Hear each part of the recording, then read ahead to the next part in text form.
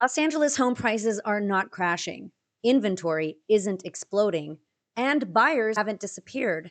So, why are more sellers reducing their prices, and why are some homes sitting while others still get multiple offers? That contradiction tells us something really important about the Los Angeles housing market right now. We are not simply in a buyer's market or a seller's market. I think we're in a selective market. And if you're thinking about buying or selling a home in Los Angeles, understanding what that means could significantly change your strategy. I'm Caroline Cookie Park with Caroline Park Properties at Equity Union. I'm a Los Angeles based residential realtor, and I work throughout the West Side, the Valley, and the South Bay. On this channel, I break down what's actually happening in Los Angeles real estate and, more importantly, what it means for you as a homeowner, seller, or buyer. So let's look at the numbers because there's something happening locally that I think is much more interesting than the national headlines. The National Association of Realtors just reported that pending home sales nationally fell 2.3% in July from the month before and 2.2% from a year ago. Mortgage rates averaged about 6.54% in July, and affordability continues to keep a lot of potential buyers on the sidelines. But when I looked specifically at Los Angeles, the numbers got much more interesting. In the Los Angeles, Long Beach, Anaheim metro, the median asking price in July was approximately $1.1 million. That's down about 4.5% from a year ago. Homes were taking approximately 52 days to sell, and about 16% of active listings had reduced their asking price. So, yes, we're seeing sellers adjust. But here's the part I think is especially important: we do not suddenly have a flood of inventory. There were just under 20,000 active listings across LA Metro in July, which was actually about 1.5% fewer than a year ago. New listings were down as well. So think about that for a second.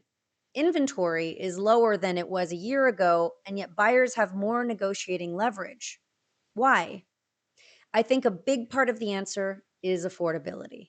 At today's prices and mortgage rates, buyers are much less willing and often much less able to stretch for a house that doesn't justify its price. And we're seeing that in the closed sale numbers too. According to the California Association of Realtors, LA Metro home sales dropped almost 9% from June to July. They were also slightly below last July, but the median single family sale price was essentially unchanged from a year ago. And I think that's one of the best descriptions of the Los Angeles market right now. Prices aren't collapsing. Buyers haven't disappeared, but the threshold for what gets a buyer to act has gotten higher. And that distinction matters enormously if you're selling.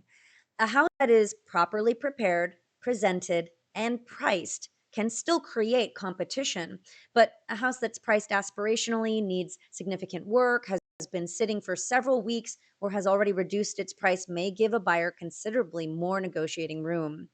And if you're a buyer, I think this is where the current market gets particularly interesting because leverage doesn't always mean offering $100,000 below asking.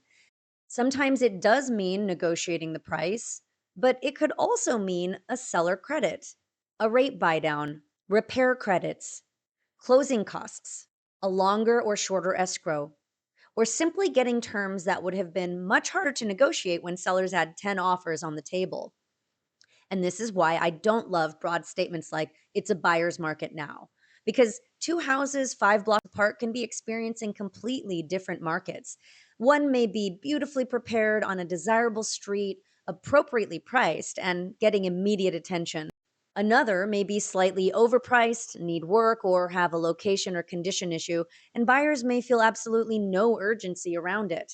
Same neighborhood, same mortgage rates, completely different negotiating environment. That's why I keep coming back to this idea of a selective market. Buyers are still willing to act. They're just becoming much more selective about what deserves their money. Now, there's another piece of the national story that I'm watching closely, and that's employment. NAR points out that nationally, pending home sales remain about 30% below 2019 levels, even though payroll employment is about 5% higher. Their argument is that there may be a considerable amount of pent up housing demand waiting for affordability to improve.